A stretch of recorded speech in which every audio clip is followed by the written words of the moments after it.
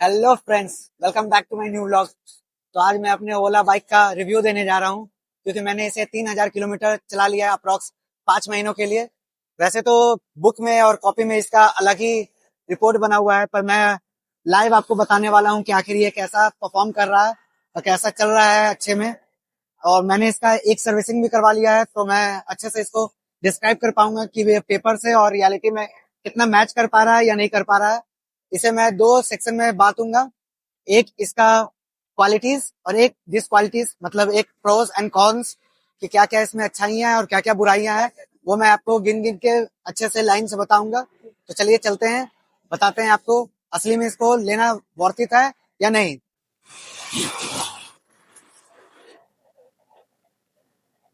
ये देखिए, ये अराउंड अभी 3095 तो चल ही गया है, समझ लीजिए 3100 किलोमीटर।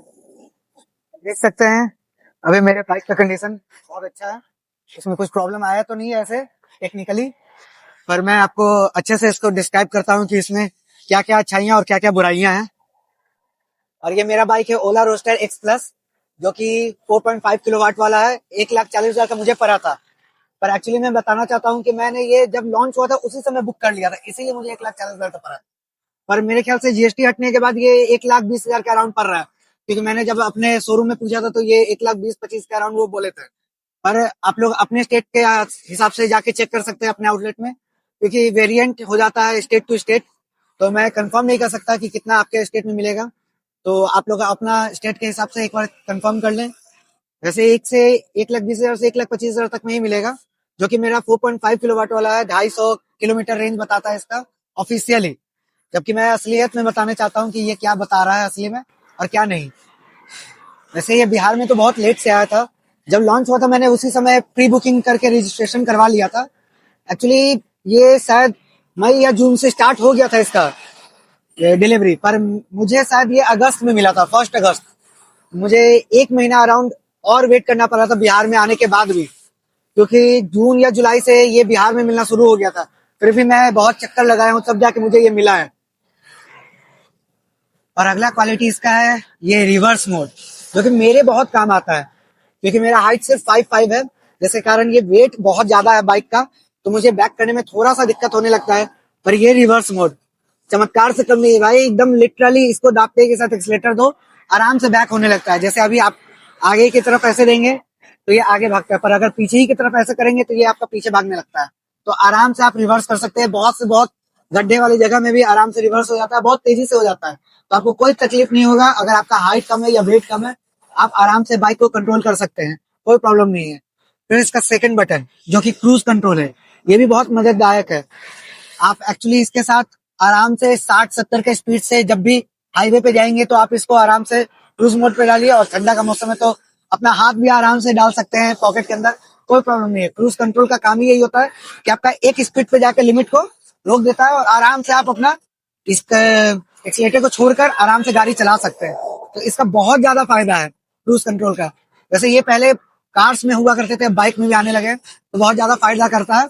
आराम से मैं भी 60-70 के स्पीड पे इसको जाके क्रूज पे कर देता हूँ। हाईवे में आराम से 10 किलोमीटर रहता है मेरा, कोई प्रॉब्लम नहीं होता। 10 किलोमीटर ऐसे ही बिना बाइक का हैंडल ये वाला पकड़े आराम से मैंने चलाता है, कोई प्रॉब्लम होता ही नहीं है, मजा आ जाता है। और इसका ये दिया हुआ है तीनों मोड, इधर करेंगे तो ये हो जाता है आपका राइडर, ये हो जाता है नॉर्मल, और ये हो जाता है स्पोर्ट्स मोड। इसी के अकॉर्डिंग आप स्पीड को अप डाउन कर सकते हैं, 40, 80 और 120 के स्पीड में। और दूसरा खासियत है इसका, देख सकते हैं सीट बहुत ही आरामदायक है। जैसे मैंने इसका एक बार में 100 किलोमीटर तो लगभग चला कर देखा है, मुझे कोई ज्यादा तकलीफ नहीं हुई इस पे बैठे रहने से। देख सकते हैं ज्यादा ना सॉफ्ट है ना ज्यादा हार्ड है, बहुत ही मजा आ रहा था। सॉफ्ट कुशन है एकदम, देखते हैं। जैसे इसका साइज भी देखिए सीट का, बहुत ज्यादा बड़ा है। एक्चुअली मैंने 3 व्यक्ति के साथ इसको चलाया भी है, पापा और भाई के साथ, तो मुझे कोई तकलीफ नहीं हुआ है 3 व्यक्ति के साथ भी चलाने में। इसको बहुत आराम से मैंने 3 को बैठा के चला लिया है। वैसे ज्यादा दूर नहीं, 1 ही 2 किलोमीटर चलाया था, फिर भी बहुत आरामदायक है। आराम से इस पे 3 लोग बैठ सकते हैं, और इसमें कुछ ज्यादा वेट का भी फर्क नहीं पड़ा था, आराम से इस पे चल रहा था। तो देखा जाए तो मैंने अराउंड 200-250 किलो का वजन लेकर गाड़ी चलाया, और ज्यादा फर्क नहीं हुआ स्पीड में, ना बैटरी में कुछ ज्यादा फर्क आया था, आराम से चल रहा था। तो इसमें ये भी फायदा है कि आप आराम से 3 लोग भी चल सकते हैं। पर रूल रेगुलेशन के साथ मैंने कोई मेन रोड पे नहीं चलाया था, सिर्फ अपने कॉलोनी के आसपास ही चलाया था। इसलिए आप लोग जरा चलान के डर से थोड़ा 3 लोग ना चलाएं, वरना चलान भी कट सकता है, क्योंकि इसमें चलान कटता है। मेरा इलेक्ट्रिक स्कूटी में नहीं चलता था क्योंकि उसका स्पीड लिमिट 40 था, इसका स्पीड बहुत ज्यादा है। तो स्पीड के बारे में भी बता दूं कि इसका स्पीड 125 तक जाता है। वैसे मैंने 125 तक चलाया तो नहीं है, पर 110 तक मैक्सिमम शायद एक बार गया था, फिर 4 या 5 सेकंड के लिए, उससे ज्यादा नहीं। तो सबसे ज्यादा फायदा इसका यही है कि स्पीड ये बहुत तेज भागता है। मतलब 40 सेकंड जाने में इसको लगता है शायद 2 या 3 सेकंड, पर 80 तक जाने में तो और बहुत तेजी से जाता है। 3 या 4 सेकंड में ये 80 तक पहुंच जाता है, जो कि नॉर्मल मोड है। और स्पोर्ट्स मोड का तो भाई बात ही मत कीजिए, 125 तक जाता है, लिटरली जाता है। मैंने बहुत सारे दोस्तों से पूछा है, उसको दिया था चलाने के लिए, वो 120 तक ले गया था, इसको 100 शायद 18-17 तक ले गया था। तो मैं तो बहुत ज्यादा ही एक्साइटेड हो जाता हूँ जब ये बाइक चलाता हूँ। स्पीड तो ऐसे भागता है कि जिसका कोई हिसाब नहीं। पेट्रोल इंजन की तरह नहीं है कि इसको क्लच गियर बहुत सारे चेंज करेंगे तो ही होगा। आप डायरेक्ट इसको एक्सीलेटर देंगे, इसको पकड़ेंगे और डायरेक्ट भागेंगे तो बहुत तेजी से भी भागता है। मतलब ऐसे भागेगा जिसका कोई हिसाब नहीं। और नॉइस ना होने की वजह से एकदम बहुत ज्यादा अच्छा फील देता है। ये लगता है कि कुछ ज्यादा तेजी नहीं चला रहे, क्योंकि बहुत ज्यादा नॉइजी होने के कारण मुझे बहुत ज्यादा इरिटेशन होता है बाकी बाइकों में, पर इसमें तो जरा सा भी नहीं होता है। आप आराम से इसको बस रेस दीजिए और एकदम उड़ते हुए भागेगा। 80 की स्पीड तो ऐसे पकड़ लेता है जिसका कोई हिसाब नहीं। पर फिर भी कॉन्शियस होकर ही चलाना चाहिए, ज्यादा तेज नहीं। तो मुझे तो बहुत मजा आता है, मैं नॉर्मल मोड में ही चलाता हूँ ज्यादातर। तो 80 का स्पीड रखता हूँ। स्पीड तो इसका बहुत ज्यादा अच्छा है, इसलिए स्पीड को मैं इसको बहुत ज्यादा तारीफ करना चाहता हूँ। और अगला फायदा है इसका ये, देखिए आपको दिखाते हैं, इसके नीचे ही, सीट के नीचे ही रखा हुआ है इसका चार्जर।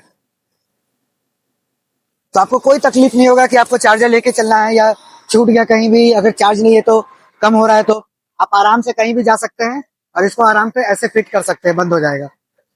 बस आपको आराम से कहीं भी घूमने निकल सकते हैं इस चार्जर के साथ, क्योंकि आपको कोई तकलीफ नहीं है। अगर चार्ज खत्म भी होने लगा तो आराम से आप जा सकते हैं और कहीं भी चार्ज कर सकते हैं, कोई भी नॉर्मल प्लग में, क्योंकि इसका नॉर्मल सॉकेट है 3 वाला 5 एम्पियर का। तो आप आराम से कोई भी तकलीफ के बिना कहीं भी कितने दूर भी जा सकते हैं। भले इसका माइलेज थोड़ा कम है, पर आपको कहीं भी चार्ज करने के लिए तो मिल ही जाएगा। अगर कहीं भी मिलेगा तो कुछ नहीं तो ढाबा तो जरूरी मिल जाएगा, तो आप वहां रिक्वेस्ट करके अपने चार्ज में लगा सकते हैं। अगला प्लस पॉइंट है इसका लुक। देख सकते हैं कितना खतरनाक लुक दिया हुआ है एरोडायनेमिक्स की तरह।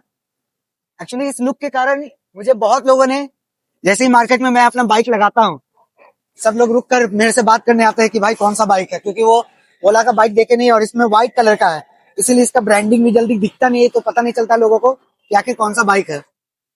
तो इसके कारण आपको थोड़ा सा सेंटर ऑफ अट्रैक्शन वाला फील भी आ सकता है। जहां भी आप रुकेंगे वहां जरूर लोग आपसे रुक कर बात करेंगे, इसके बारे में पूछेंगे। इतना ज्यादा लुकिंग अट्रैक्टिव वाला ये कूल फीलिंग देता है। बाइक चलाते समय भी आपको बहुत लोग रोक रोक के आपसे बात करेंगे, क्योंकि मेरे साथ तो बहुत सारा ऐसा एक्सपीरियंस हुआ है।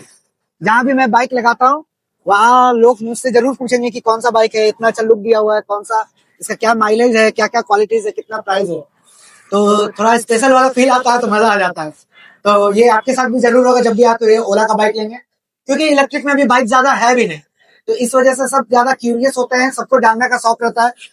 और किसी को अगर लाइव एक्सपीरियंस मिल जाता है तो उसी से ज्यादा पूछकर पता करने की कोशिश करते हैं, इसलिए ज्यादा लोग मुझसे पूछते हैं, तो मुझे अच्छा लगता है। वैसे आपके साथ भी ऐसा जरूर होगा जब आप ये बाइक लेंगे तो। अगला क्वालिटी इसका ये है कि आपको इसमें डिजिटल मीटर मिलता है, जिसमें आपको सब कुछ पता चल जाएगा कि आपने कितना किलोमीटर टोटल चला है। और ट्रिप स्टार्ट होने के बाद आपको ये बता देगा कि आप टोटल किलोमीटर आज के दिन में कितना चले हैं। अभी मैं ये इसको ऑन ऑफ करके ऑन करूंगा तो यहाँ से 0 हो जाएगा, जितना दूर जाऊंगा वो बताएगा मुझे। और यहाँ देख सकते हैं आप 78% है, उस हिसाब से ये हमको 140 किलोमीटर का रेंज देगा इसके हिसाब से, जबकि नॉर्मल मोड में है। अगर इसको मैं और स्पीड मोड में कर दूं तो शायद ये 200 किलोमीटर का भी रेंज दिखाने लगे, और स्पोर्ट्स मोड में कर दूंगा तो शायद 100 किलोमीटर का इसमें रेंज दिखाएगा। तो आपको इस डिजिटल मीटर से सब कुछ पता तो चल जाएगा, इसमें टाइम भी दिखाता है। तो आपको ये भी फायदा करता है कि इसमें डिजिटल मीटर दिया है और बहुत ही क्लियर है। देख सकते हैं कि अभी धूप कितना ज्यादा कड़ा किया हुआ है, उसके बाद भी ये आराम से आपको सब कुछ दिख रहा होगा इसके अंदर। तो इसका लाइट बहुत अच्छा है, तो ये भी आपका फायदा करता है। तो इसका अगला मेरिट पॉइंट ये है कि ये आप देख सकते हैं, ये जैसे ही आगे लेते हैं तो इसका एक्सीलेटर काम करता है, पर इसमें रीजन का भी ऑप्शन दिया है। ऐसे करने पे, ये घुमाने पे इसका रीजन काम करता है। रीजन काम करने से ये होता है कि आपको ब्रेक लेने का भी जरूरत नहीं पड़ेगा, हैंड ब्रेक स्पेशली। मैंने सच में बता रहा हूँ, मैंने इसको अभी तक लो पे रखा है रीजन को, और मैं सिर्फ रीजन से ही अपने ब्रेक को अप्लाई करता हूँ और ये रुक जाता है गाड़ी। हल्का सा हल्का सा सिर्फ टायर वाला ब्रेक लेता हूँ और रीजन इसको इस्तेमाल करता हूँ और ये रुकने लगता है, क्योंकि बहुत ज्यादा इफिशियंट है, क्योंकि ये माइलेज भी इंक्रीज करके देता है, जो कि बहुत ज्यादा फायदेमंद होता है। तो इससे यही फायदा हो रहा है कि आपका अगर माइलेज 150 के अराउंड दे रहा है तो ये 160 170 तक पहुंचा देता है अगर आप रीजन यूज करेंगे। पर रीजन हमेशा 90% के नीचे होगा तो ही चालू होगा, 100 या 91 के अबव रहेगा तो नहीं काम करता है। तो ये जरूर ध्यान रखें। इसका एक और प्लस पॉइंट ये है कि इसमें ऐप इनबिल्ट है, तो जब भी आप अगर गाड़ी को चार्ज में लगाएंगे तो आपके मोबाइल में इसका इंडिकेशन दे देगा कि ये फुल चार्ज हुआ है कि नहीं, या कब तक चार्ज होगा, उसमें पूरा टाइम बता देता है। प्लस आपको कोई भी यहाँ से सेटिंग करना है, जो इसका रीजन का हो, इजी मोड का हो, कुछ भी, इजी पार्किंग का कुछ भी हो चेंजेस, तो आप अपने मोबाइल से कर सकते हैं। इसमें बहुत अच्छा सुविधा दिया हुआ है। ऐप भी इसका बहुत स्मूथ है, कुछ ज्यादा हेक्टिक जैसा है नहीं कि सीखना पड़ेगा, तो आप आराम से उसमें जाके चेंज कर सकते हैं। तो ये भी बहुत अच्छा फायदा दिया हुआ है इसमें। और भी एक्चुअली ऐप में भी बहुत सारा फीचर्स दिया हुआ है कि आप देख सकते हैं सुपर चार्जिंग, हाइपर चार्जिंग जिसको बोलते हैं, वो कहाँ कहाँ अवेलेबल है आपके एरिया में, तो आप जाके वहां भी चार्ज कर सकते हैं। अभी एक्चुअली अभी शायद फ्री है, पर पटना में तो सिर्फ एक ही है, तो हम नहीं बता सकते हैं कि क्या क्या है। पटना वाला तो फ्री है, बाकी सब जगह का मुझे नहीं पता, तो देख के बता लीजिएगा अपना। तो अब आता हूँ इसके बुराइयों के बारे में, जो कि मेरे पास बहुत सारा लंबा लिस्ट है, पर ज्यादा तो नहीं। पर अभी पहले सबसे पहला बुराई मैं यही बताना चाहूंगा, क्योंकि मैंने इसका रेंज देखकर ही खरीदा था 250 किलोमीटर। मुझे घूमने का बहुत ज्यादा शौक है, इसलिए मैंने सोचा कि हाई रेंज वाला ही खरीदता हूँ, ताकि घूमने में कोई दिक्कत नहीं हो, आराम से मैं कहीं भी घूमने निकल सकूं एक चार्ज में। पर इसमें बहुत ज्यादा मैं निराश हूँ, क्योंकि जैसे ही नया खरीदा था उस समय भी इसका रेंज बहुत ज्यादा अच्छा तो नहीं, पर 150 या 180 के अराउंड दे रहा था। उस समय बहुत अच्छा लग रहा था। पर अब तो भाई क्या ही करूं, पांच पांच ही महीना हुआ है और इसका रेंज मुश्किल से अब 110 120 देता है, क्योंकि मैं ज्यादातर हाईवे पे चलता हूँ तो ये 80 का स्पीड तो चलाना ही पड़ता है, क्योंकि बहुत तेज वहां ज्यादा स्लो चला नहीं सकते, मजा नहीं आता है। तो 80 का स्पीड देख चलाता हूँ तो शायद 110 या 120 में ही खत्म हो जाता है इसका रेंज देना। वैसे पूरा कभी आज तक खत्म हुआ नहीं है, फिर भी मैं पर परसेंट के हिसाब से देखता हूँ तो 100 110 और 120 के ही अराउंड देता है, जो कि बहुत ज्यादा डिसअपॉइंटेड है मेरे लिए। मुझे कम से कम तो यार 170 180 देता तो कम से कम कहीं निकल तो सकता था बाहर घूमने के लिए, पर ये अब सिर्फ पटना ही वाला फील देने लगा है मुझे।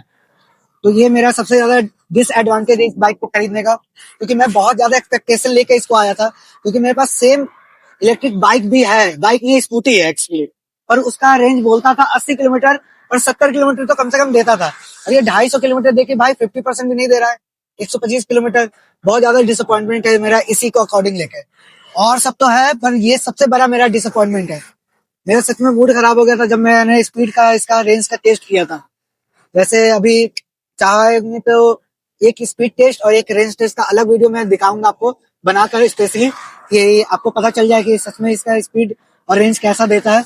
पर मेरे हिसाब से माने तो मेरे को तो सिर्फ 110 120 ही देता है। बाकी इसको मोड चेंज कर करके अगर चलाएंगे तो शायद इसका थोड़ा ज्यादा रेंज हो जाता है, पर अभी मैं थोड़ा ज्यादा स्पीड में चला रहा हूँ, क्योंकि हाईवे पे चलना पड़ता है, तो 80 का स्पीड तो मायने रखता है, तो इस वजह से 110 120 का ही दे रहा है। वैसे इको मोड में चलाएंगे तो शायद 120 30 का देता है, पर भाई हर समय 40 का स्पीड कैसे बना के रखेगा कोई। इसी वजह से बोल रहे हैं कि अगर चेंज करते रहते हैं ना, तो मेरे ख्याल से 110 120 ही देता है। तो अगर कोई स्पोर्ट्स पर्सन है जो 100 का स्पीड लगातार चलाएगा, तो मेरे को नहीं लगता कि 100 किलोमीटर से ज्यादा वो स्पीड का माइलेज देने वाला है, अगर 100 किलोमीटर के लगातार स्पीड से कोई चलाएगा।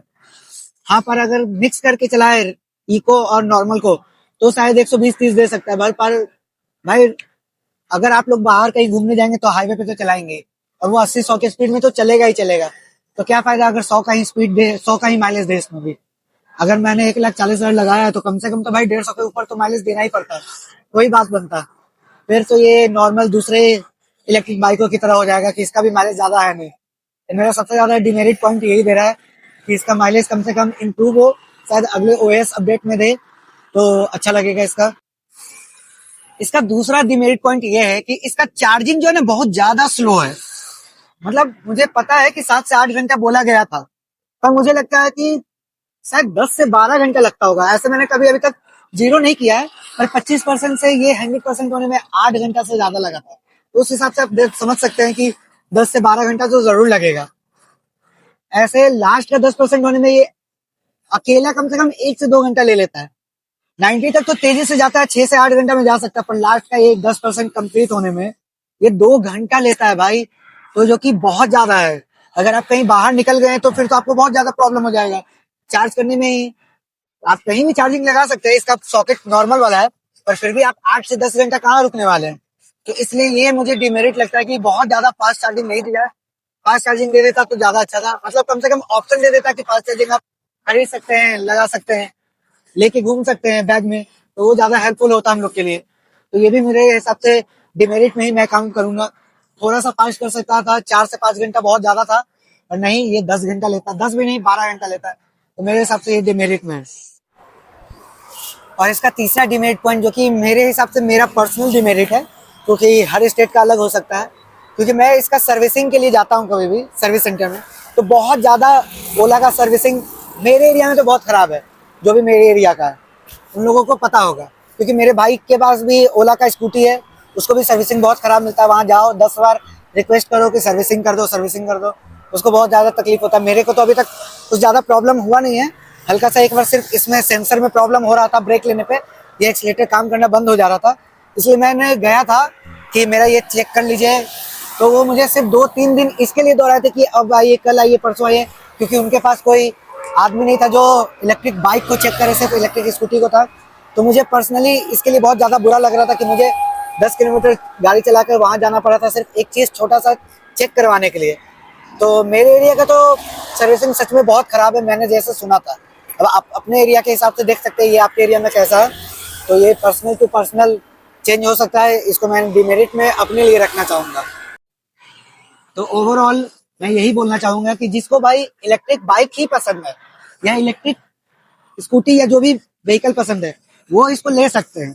पर अगर जिसको घूमने का शौक है या जिसको स्पीड स्पीड से लगाव है, वो सब तो ले सकते हैं। पर अगर जिसको किलोमीटर का एंजाइटी है, दूर जाना है, वो बिल्कुल ना ले, क्योंकि इसका स्पीड तो बहुत अच्छा है, कंफर्ट भी बहुत अच्छा है, सब कुछ बहुत अच्छा है, पर इसका माइलेज नहीं अच्छा है। क्योंकि अभी सिर्फ 5 महीना हुआ है, 150 180 से ये डायरेक्ट 120 130 पे आ गया है। तो मेरे ख्याल से कुछ सालों में तो ये शायद 100 के नीचे भी आ सकता है। तो डिपेंड करता है कि आप लोग ये लेना चाहते हैं कि नहीं लेना चाहते हैं। ये बिल्कुल आप पे निर्भर है कि आपको क्या क्या फीचर चाहिए, क्या क्या नहीं। मैंने आपको अपना पर्सनल रिव्यू बता दिया है कि इसमें क्या खासियत है और क्या नहीं खासियत है। तो आप अपने हिसाब से ले सकते हैं या नहीं ले सकते हैं। पर अगर मेरे हिसाब से पूछे तो मैं इसको 10 में 6 या 7 पॉइंट दूंगा। अगर इसका माइलेज हटा दिया जाए तो मैं तो बहुत ज्यादा खुश हूँ, क्योंकि स्पीड और कंफर्ट में ये बहुत ज्यादा आरामदायक है। पर मेरे हिसाब से सिर्फ इसका डिमेरिट, सबसे बड़ा जो डिमेरिट है, वो माइलेज ही है। तो आप लोग देख ले, अपने हिसाब से जज कर ले कि आपको क्या अच्छा है, क्या जरूरत है, क्या जरूरत नहीं है, उस हिसाब से ले और ना ले। तो इसी के साथ मैं अपना ब्लॉग को खत्म करता हूँ और मिलते हैं हम लोग अपने नए ब्लॉग में। ठीक है, टाटा बाय बाय।